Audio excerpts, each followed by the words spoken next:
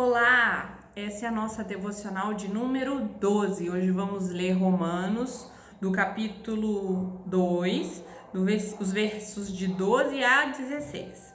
Vamos à leitura. Assim, pois, todos os que pecaram sem lei, também sem lei perecerão, e todos os que com lei pereceram, mediante lei serão julgados. Porque os simples ouvidores da lei não são justos diante de Deus, mas os que praticam a lei hão de ser justificados. Quando, pois, os gentios, que não têm lei, procedem por natureza de conformidade com a lei, não sendo lei, servem eles de lei para si mesmo. Estes mostram a norma da lei gravada no seu coração, testemunhando-lhe também a consciência e os seus pensamentos mutuamente acusando-se ou defendendo-se, no dia em que Deus, por meio de Jesus Cristo, julgar os segredos dos homens de conformidade com o meu evangelho. Pois bem, essa é a leitura de hoje e eu vou continuar usando aquela forma escrita de Paulo, né? Para ficar mais claro para nós, porque ele fala da maneira que fala, né? Então, já iniciando aqui no verso 12, a gente pode ver que Paulo está fazendo uma referência aos versos anteriores, né? Na qual ele falou sobre Deus nos julgar de acordo com a nossa procedência, né? Tanto judeus como também a gregos, né? Então, de repente, esse judeu imaginário estaria questionando ele o seguinte: Paulo, como Deus poderia ser justo se somente os judeus recebeu a lei e, portanto, sabe como agradar a Deus?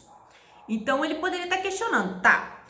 Então, você está dizendo, né, no estudo anterior, que Deus vai julgar a todos, tanto os judeus quanto os gregos, né, ou quanto as pessoas que não conhecem o evangelho. Então, se ele vai julgar a ambos, como ele pode ser justo se o judeu, ele recebeu a lei, ele sabe como proceder para agradar a Deus, e o gentil, né, o grego, não. Como é que ele pode ser justo diante disso, né?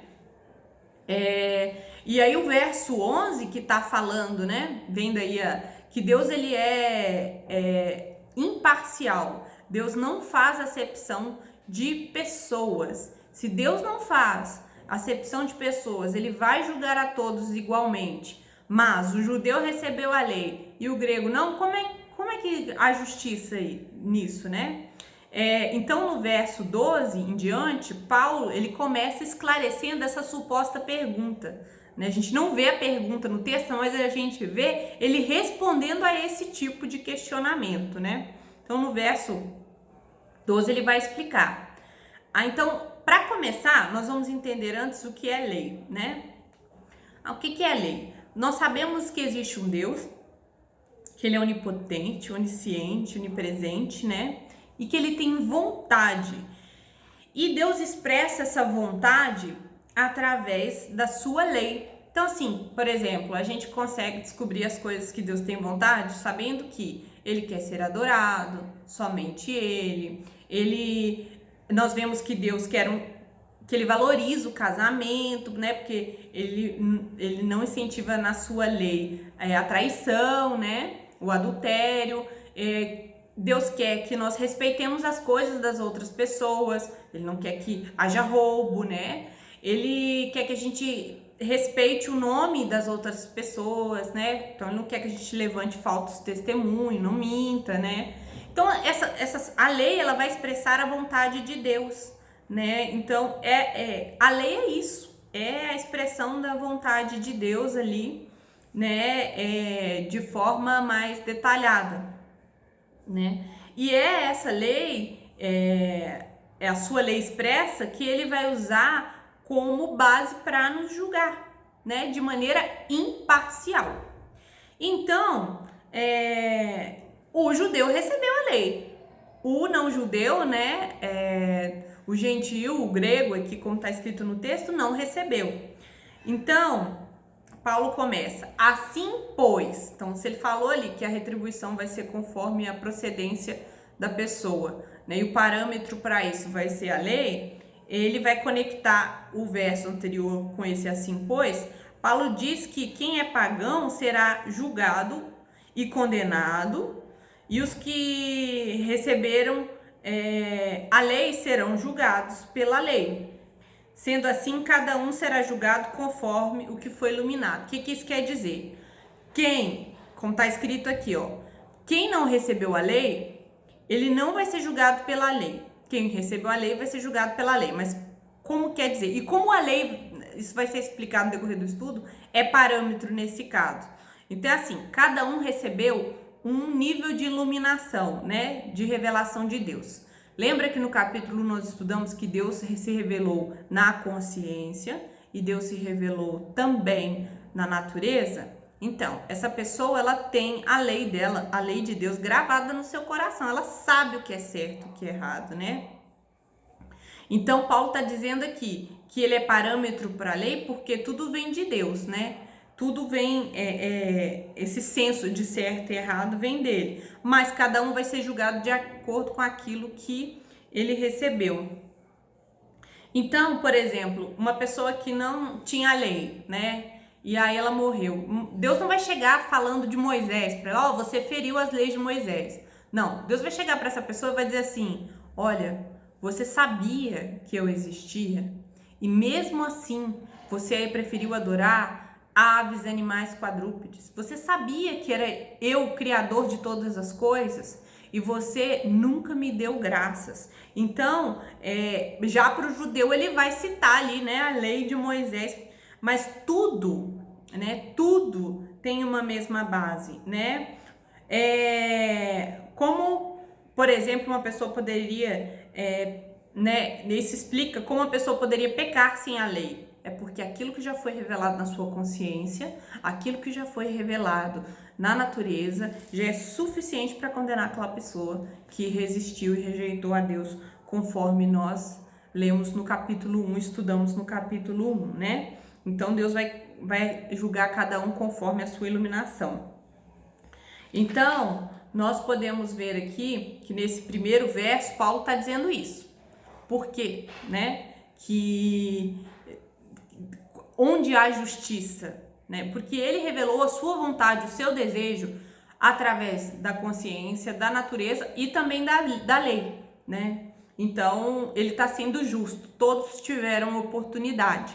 E aí, um segundo questionamento que pode ser levantado, então, por que Deus deu a lei se todos serão julgados?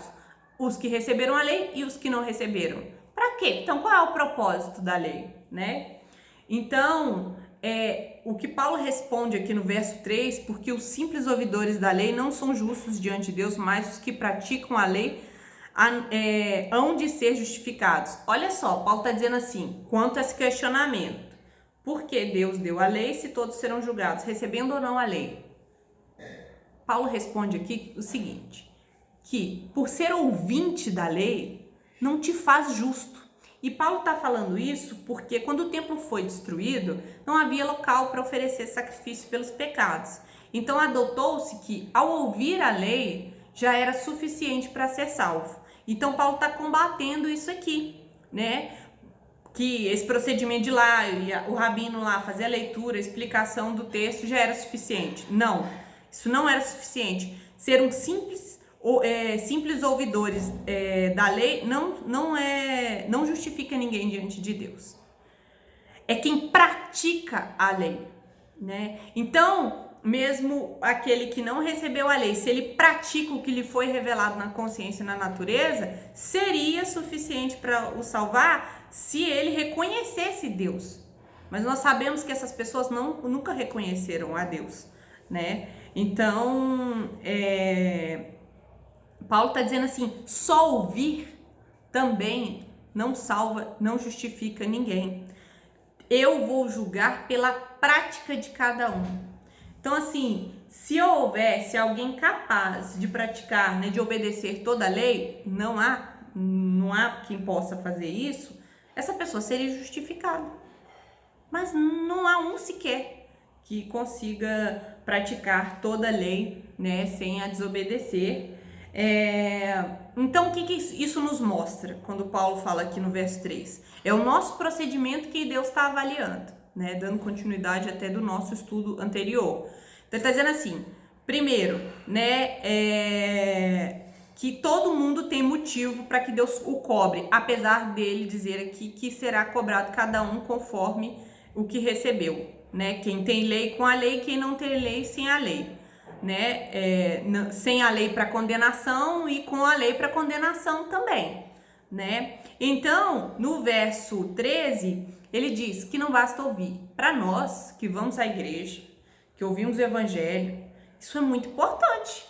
Que sentar e ouvir não é suficiente para salvar. Não era ali para o judeu, não é para nós também, né? Paulo está dizendo para nós o seguinte: é a sua prática, é como você vive, se você obedece ou não. Então, se você recebeu a lei ou não, Paulo está dizendo, é o seu procedimento que Deus vai julgar para salvar ou não, né? Que ele vai, porque lembra que a gente falou que não é que Paulo está reforçando a questão das obras, mas as nossas práticas revelam se a nossa fé é verdadeira ou não. Então é exatamente disso que ele está falando aqui, né? No verso 13. E aí, no verso, aí nós vamos fazer o seguinte: eu não vou expor agora, nesse minuto, o 14 e o 15. Eu vou pular para o 16 e depois volto para o 14 e 15. Por quê? Porque o 14 e o 15, ele parece um parênteses, uma explicação, né, que Paulo decidiu acrescentar no final, né? Então, às vezes a gente imagina Paulo escrevendo, né, e tá lá Paulo, né, escrevendo lá com os pergaminhos e tal, e na verdade a carta de Romanos não foi escrita por Paulo, foi o irmão, se eu não me engano, Pérgamo, que escreveu a carta aos Romanos. E Paulo imagino Paulo andando e falando e ele escrevendo, né? Então, vamos imaginar essa cena para entendermos. Mas aí Paulo, como se ele quisesse acrescentar, né, essa explicação. Então, a gente indo para o verso 16, mais um questionamento. Como pode Deus não ter a mesma... como pode Deus querer nos julgar? Porque o verso 16 diz assim, ó: no dia em que Deus, por meio de Jesus Cristo, julgar os segredos dos homens de conformidade com o meu evangelho. Olha só, podia levantar, mas como é que Deus, lá do seu trono, Deus que é santo, onisciente, onipotente, né, onipresente, vai sentar no seu trono para me julgar? Ele não tem as mesmas necessidades que eu, né? Então, seria justo? Como ele vai me julgar, né? Um ser que tem necessidades que ele não tem, né? E aí Paulo responde: quem vai nos julgar, né, é Jesus Cristo. No dia em que Deus, por meio de Jesus Cristo, julga os segredos dos homens. Então, é um ser humano que vai nos julgar. Alguém que veio e viveu 100% homem que vai nos julgar. Então, alguém que se assemelhou a nós, que veio para lidar com as mesmas necessidades, né? E sem pecar em nenhum momento, é esse quem irá nos julgar, né? E quando ele fala que ele vai julgar os segredos dos homens, é porque toda máscara vai cair neste dia, né? Talvez aqui ele esteja fazendo referência àquele estudo que a gente fez, que falou sobre o moralista, né? Que uma pessoa que tem uma piedade aparente, mas verdadeiramente não vive uma vida com Deus, vive uma vida de pecado, né?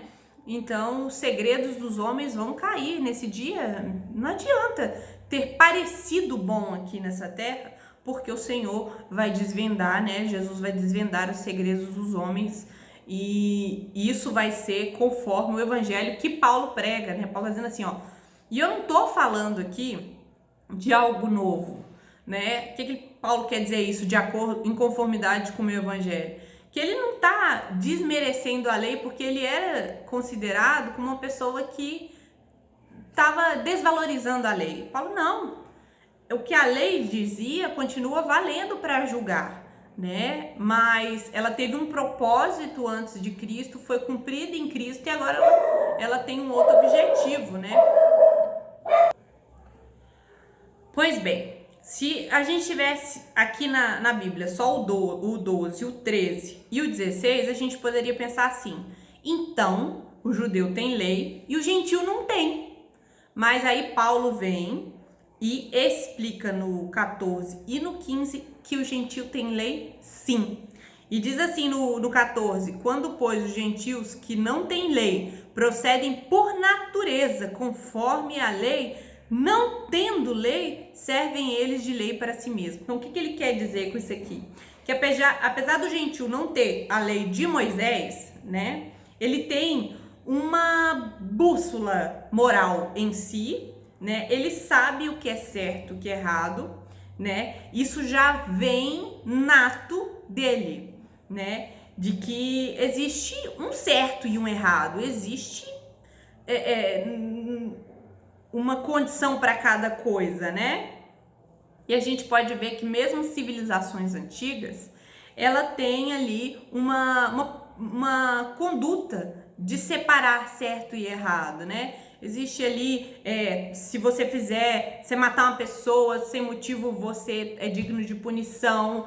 As pessoas mais velhas precisam ser cuidadas. Assim, apesar de não ser igual, né, nas civilizações, há um senso moral de certo e de errado. Então, tá dizendo assim, ele não tem a lei de Moisés, mas existe uma lei, né, nele, né? Então, essa possibilidade de raciocinar, por exemplo, isso que eu fiz é certo ou errado? Não, é errado. Eu fiz errado, eu não devia ter feito assim. Esse senso, entende? Ou até mesmo de, não, o que eu fiz é certo porque... E aí ele justifica aquilo que ele fez como certo, né? Então essa forma de raciocinar é uma evidência de que existe uma lei, né, para o gentio, uma lei para aquele que não era judeu, né?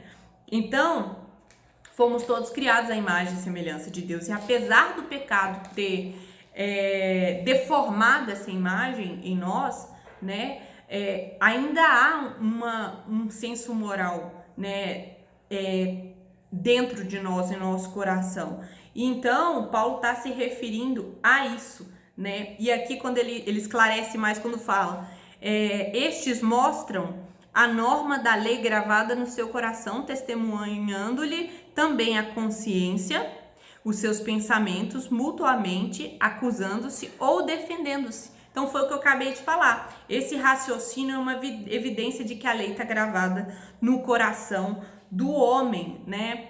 E umas coisas que é importante de pontuar aqui na aplicação é que por esse motivo ninguém é indesculpável diante de Deus. Ninguém.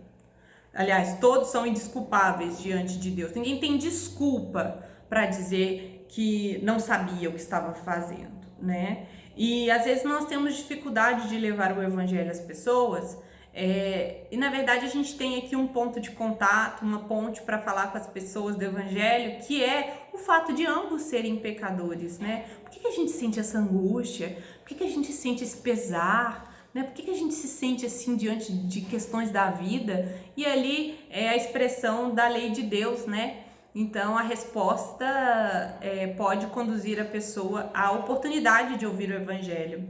E outra coisa que eu gostaria de pontuar também é que, por exemplo, eu tenho uma filha, né, de quase 2 anos, a Mariana, e ela, quando eu repreendo ela, né, por exemplo, ela tá brincando com algo que pode feri-la, machucá-la, eu digo não pode.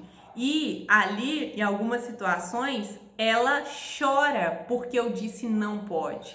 Porque no fundo ela sabe que eu tenho razão, que eu tenho uma autoridade sobre ela e que ela deve obedecer à autoridade que eu tenho e que a decisão dela é errada. E esse sentimento, né, que é nato, apesar dela não saber ainda explicar, né, o papel de cada um e a situação em si, ela sabe que está errado. Então esse choro, essa angústia que ela expressa é o reconhecimento de que está errado e está se sentindo contrariada, não está feliz, né, de que há uma lei e ela está quebrando essa lei e que ela não gosta daquilo de ser repreendida. Então Isso é muito importante também da gente observar que a gente já nasce com isso, né? Mesmo ainda como criança, né? Outra coisa que é importante de pontuar é que, gente, quem tá falando que a verdade é relativa, isso é tão incoerente, porque pensa num homem aí que prega que a verdade é relativa, né? Para você é isso, para mim pode ser aquilo e tudo ser verdade. Beija, vai lá e beija essa mulher. Pega um homem lá e beija a mulher dele, a esposa dele. É relativo ou não? Ele sabe que aquilo é errado. Então, daí a gente pode ver que a verdade ela não é relativa. O que é certo, o que é errado. Mas isso é uma forma do homem justificar os seus atos para que não se sinta condenado por ele, né? Então, concluindo, né? Precisamos, sobretudo, tirar que Deus vai julgar o nosso procedimento. Ir à igreja e ouvir o evangelho não é suficiente. Nós precisamos praticá-lo, é muito importante, né? A fé vem pelo ouvir, né? E a verdade nos liberta, mas é necessário viver, né? E é dessa forma que Deus vai analisar, né? Como nós expressamos essa fé, se ela é verdadeira ou se não, né? Então, essa é a nossa reflexão de hoje acerca desse estudo tão importante, né, para as nossas vidas. E quem irá nos julgar é justo, né? É um juiz justo. Esteve aqui e viveu como nós, né? Que possamos responder a esse sacrifício, essa entrega maravilhosa, né? Deus dando o seu Filho por aqueles que nele crê, que devemos viver uma vida em conformidade, né? A nova vida recebida, né? Vamos fazer uma oração? Senhor, nós te agradecemos pela tua palavra, que possamos guardá-la em nosso coração e entender que as questões da eternidade são sem comparação mais importantes, né? E que nós seremos julgados imparcialmente, né? Existe lei e mesmo que seja revelada de maneira natural, existe lei para todos nós e que não é a nossa aparência, né, que irá revelar, mas a nossa obediência a essa lei. E nós te agradecemos porque o teu filho veio, viveu e mostrou que era possível viver sem ser escravo do pecado.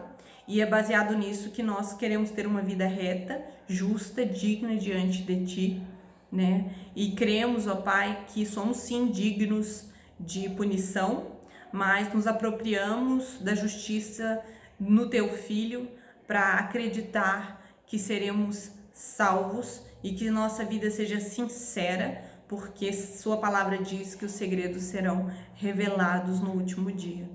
Que o teu nome seja exaltado e que possamos nos arrepender dos nossos pecados. Em nome de Jesus. Amém.